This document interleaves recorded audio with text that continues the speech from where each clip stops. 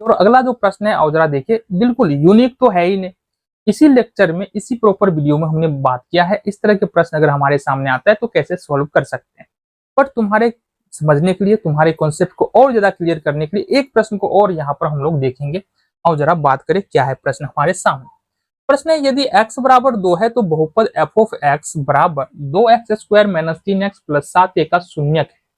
ठीक है, x बराबर 2 बहुपद f ऑफ x का एक शून्यक है, तो a का मान हमको निकालना है। तो बेसिकली है ना, एक बहुपद दिया है, उस बहुपद का एक शून्यक दिया है।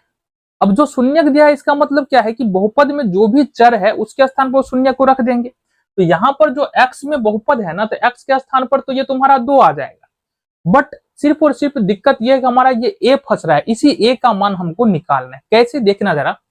तो हमको पता क्या, समझो बात।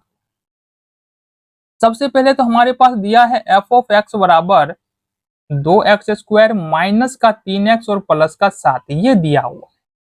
अब ये दूसरी बात जो दिया है ना, x बराबर 2 बहुपद f ऑफ x का शून्यक है।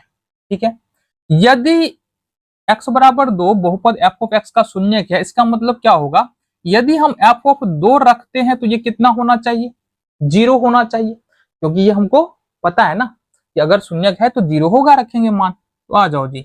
तो सिंपली हमको करना क्या है, f ऑफ 2 निकालना है। तो 2 इंटू 2 निकालने का मतलब क्या है, जहां जहां x है वहां वहां हम 2 रखते हुए चले जाएंगे। 2 इंटू 2 पर पावर 2 हो जाएगा, देन -3 इंटू 2 हो जाएगा, प्लस 7 है। और चूंकि शून्यक है तो अगर हम 2 का यहाँ पर x की जगह पर 2 रखते हैं तो ये पूरा सोल्व करने के बाद कितना आएगा, ये 0 आ जाएगा। क्लियर है बात। ये होगा 2 दूनी 4 दूनी 8, 3 दूनी -6 प्लस में 7a बराबर में कितना हो जाएगा, 0।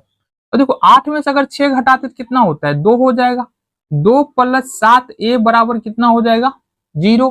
ठीक है, अब इसके बाद इस 2 को अपन क्या कर सकते हैं, इधर ले जा सकते हैं, प्लस में है, इधर जाके माइनस होगा।